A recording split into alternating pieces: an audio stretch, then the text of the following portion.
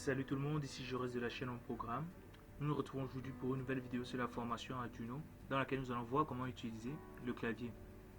Alors sans toutefois tarder, nous passons d'abord au câblage de notre montage comme toujours avant de virer au code. Donc, nous allons avoir besoin d'un Arduino.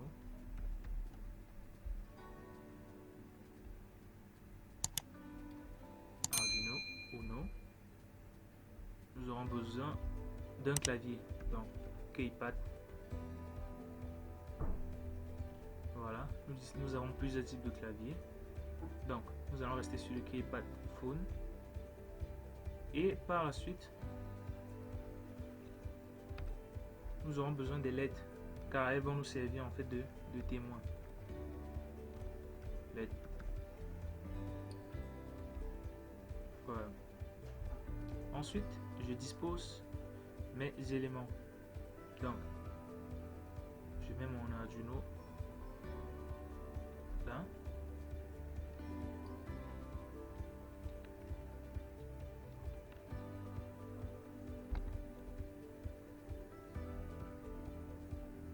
Mon clavier.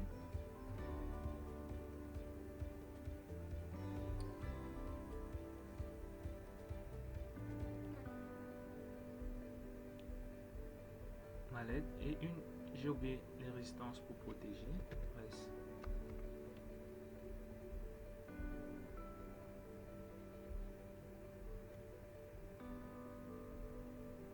Voilà. Une fois ceci fait,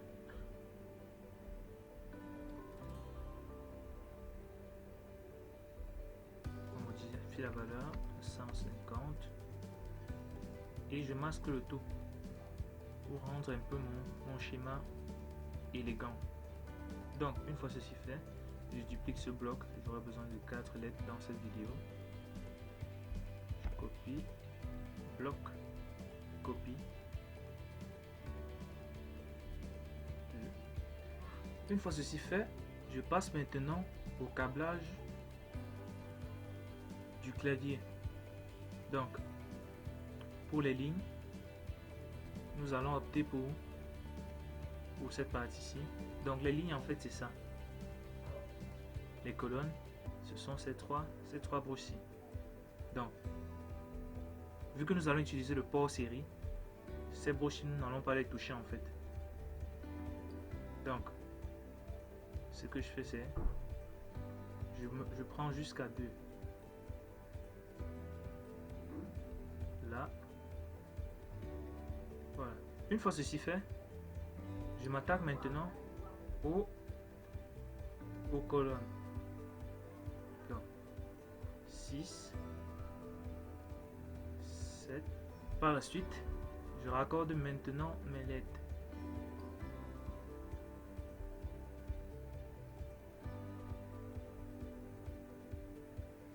Enfin, je m'en vais chercher mon terminal, car nous allons d'abord effectuer les tests, nos premiers tests dessus. Virtual Terminal, je le pose là. Comme d'habitude, on effectue un croisement.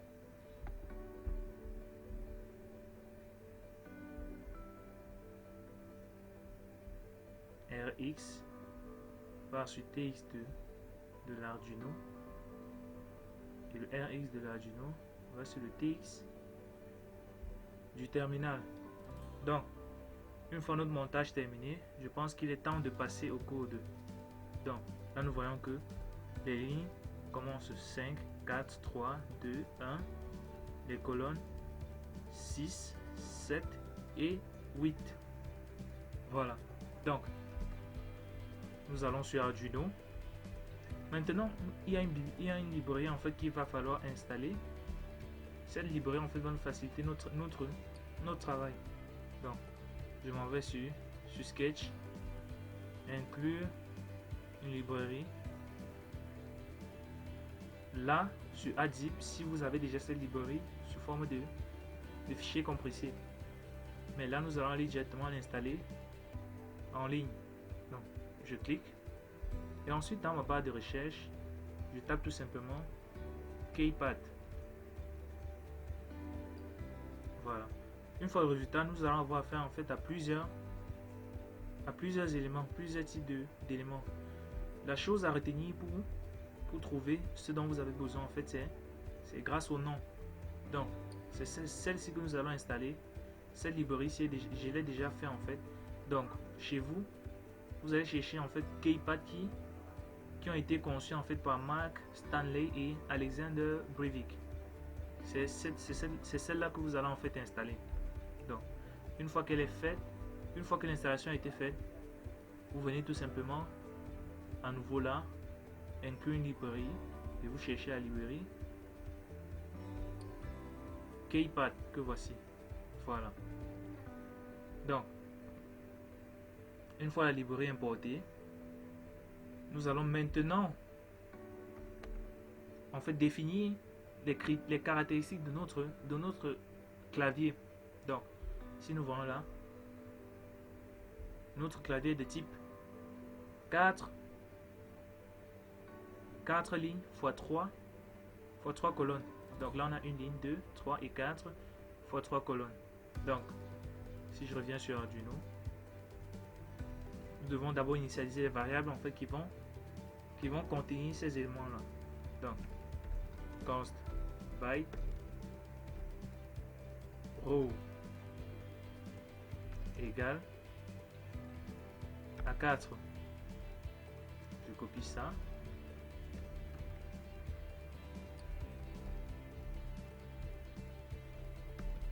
Call égale à 3. Donc, on a 4 lignes, 3 colonnes.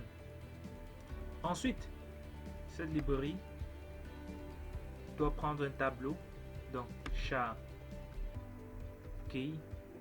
Le tableau qui en fait va renfermer en fait les valeurs que nous voulons qu'elle s'affiche lorsque l'on aura à cliquer sur les touches. Donc, ce tableau là en fait prend 4 valeurs. Donc, pour une première fois, ça prend d'abord en paramètre le nombre de lignes, row, qui est de 4, et le nombre de colonnes. Voilà. Une fois ceci fait, je remplis maintenant le signe égal là. Une fois ceci fait, je remplis maintenant mon tableau. Donc, vu que c'est un tableau un double tableau, on aura des tableaux dans le tableau. Donc, pour ma première ligne, je mets les caractères que nous sommes censés avoir. On aura 1, 2 et 3. Donc, je mets un virgule et je copie ça. Une fois mon tableau rempli, je passe maintenant à la déclaration des pins sur lesquels le clavier est connecté. Donc, byte row pin. Row pin, c'est pour dire les pins sur lesquels les lignes sont connectées. Dans row pin, on a au total 4 lignes. Donc, row pin de row, nous savons que row, bien entendu, vaut 4. Donc, est égal. On remplit notre tableau. Donc, notre tableau en fait est relié. Notre clavier en fait, lui, il est relié sur quoi? Sur les rows. On a 5, 4, 3 et 2. Donc, je viens là. 5, 4, 3 et 2. Ensuite, j'initialise aussi la contenance des colonnes. Donc, call pin, voilà.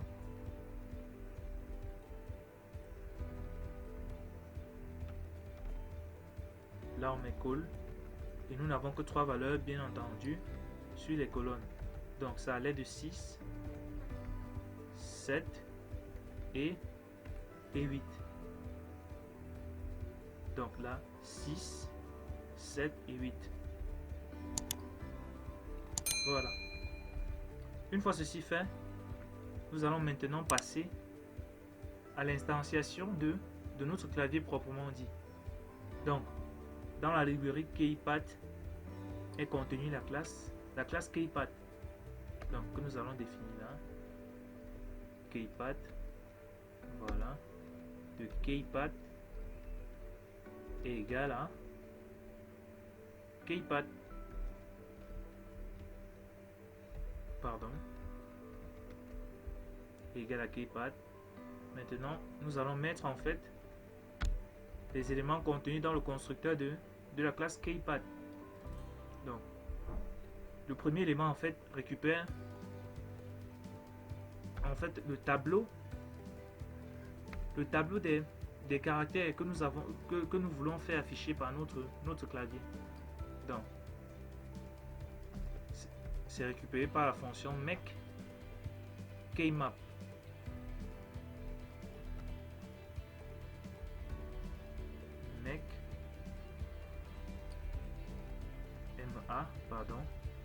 Make keymap de notre tableau key.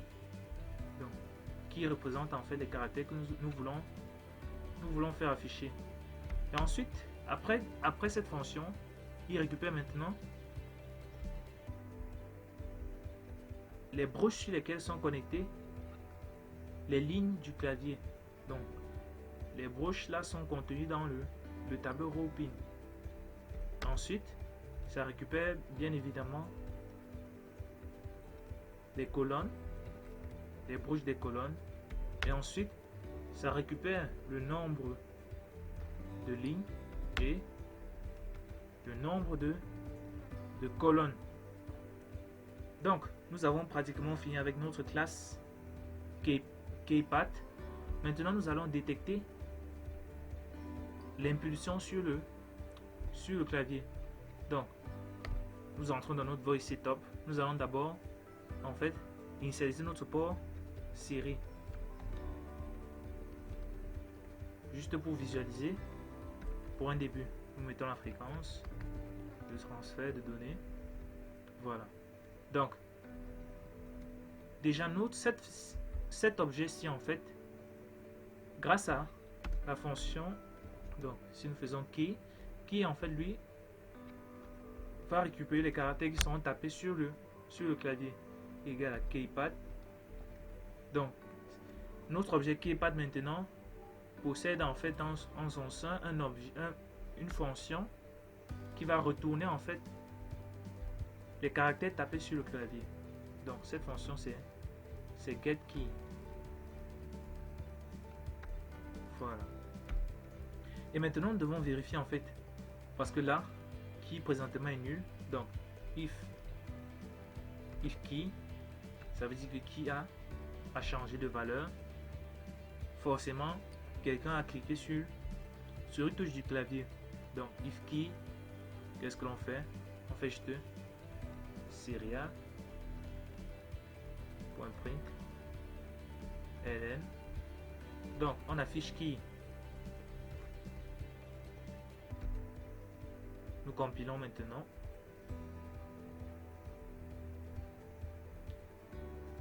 Allons résoudre des problèmes.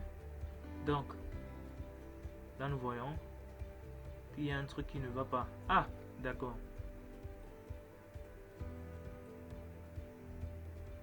Nous avons oublié de mettre en fait le point virgule après la création de notre tableau key.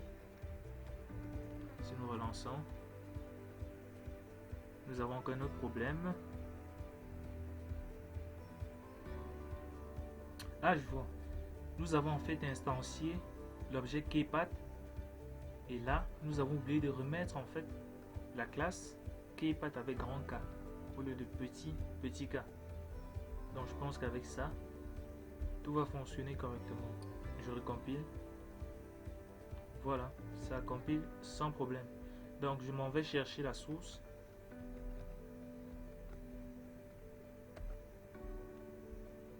Arduino. Voilà. Clavier. Donc, nous savons que ce qui est lisible par Proteus, c'est le fichier exa.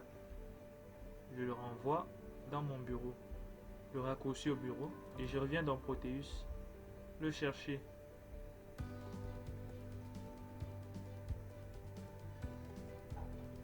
desktop, clavier, ok.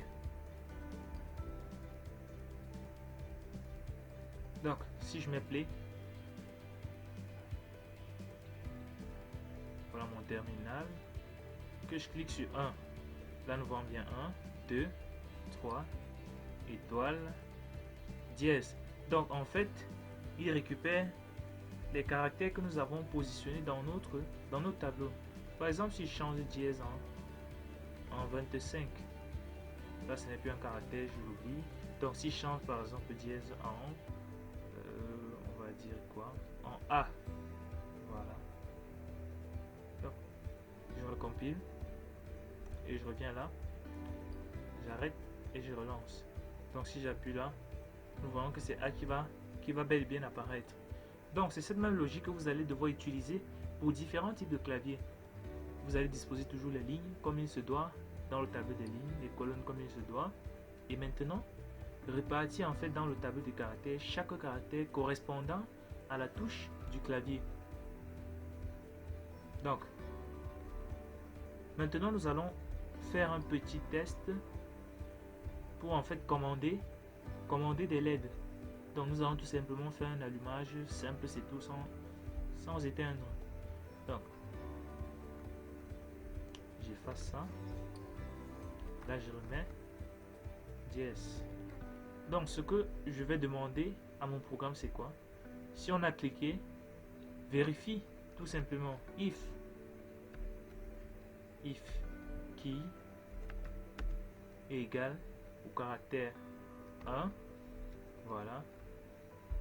Tu vas me faire ce qui va suivre. Mais en attendant, je déclare d'abord en fait toutes mes LED en sortie. Donc mes LED sont disposées en fait à partir de la broche, voyons voir, à partir de la broche 9 jusqu'à la broche 13. Donc je viens là avec ma boucle for, je les ramène à la sortie. Il est égal à 0, i inférieur ou égal à 13, i plus, voilà. Qu'est-ce que tu fais? Fais tout simplement pin mode de i output.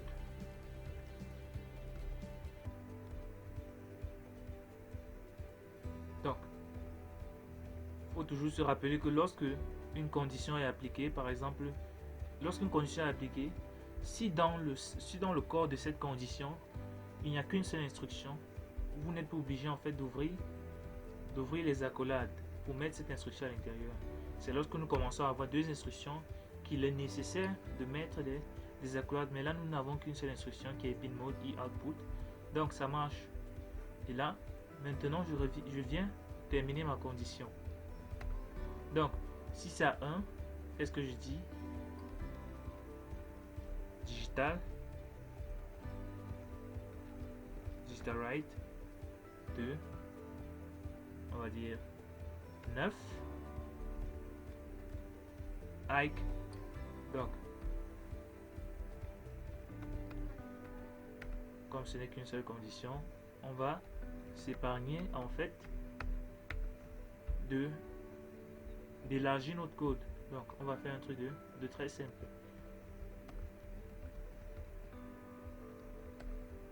Donc nous avons 5 LED au total.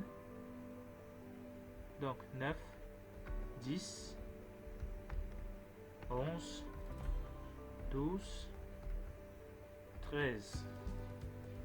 Voilà. Donc si on détecte 1, si on détecte 2, si on détecte 3, si on détecte 4, si on détecte 5. Voilà. Je sauvegarde et je compile. Donc si nous revenons sur Proteus, nous arrêtons, nous relançons. Donc si j'appuie sur 1, là nous voyons bel et bien qu'il a mis ceci à 1. Si nous appuyons là, il a bel et bien mis à 2. Mais ça ne fonctionne pas. Pourquoi? Parce que nous avons oublié de mettre notre ground à ce niveau. Donc ce qui veut dire que la LED la diode en fait n'est pas passante. Donc je mets un ground là, car il faut une différence de potentiel aux bornes des LED pour les faire fonctionner. Donc si je remets play et je réexécute, voilà, là ça fonctionne correctement. Donc nous sommes arrivés au terme de notre vidéo. N'hésite pas à t'abonner et d'activer la cloche de notification pour ne rien louper de la chaîne en programme. Si tu as des soucis, pose-les en commentaire, j'y veillerai personnellement à les répondre. Et dans l'épisode à venir, nous allons en fait voir comment implémenter ce système pour en faire un système de verrouillage avec mot de passe. Donc, nous nous retrouvons dans l'épisode prochain.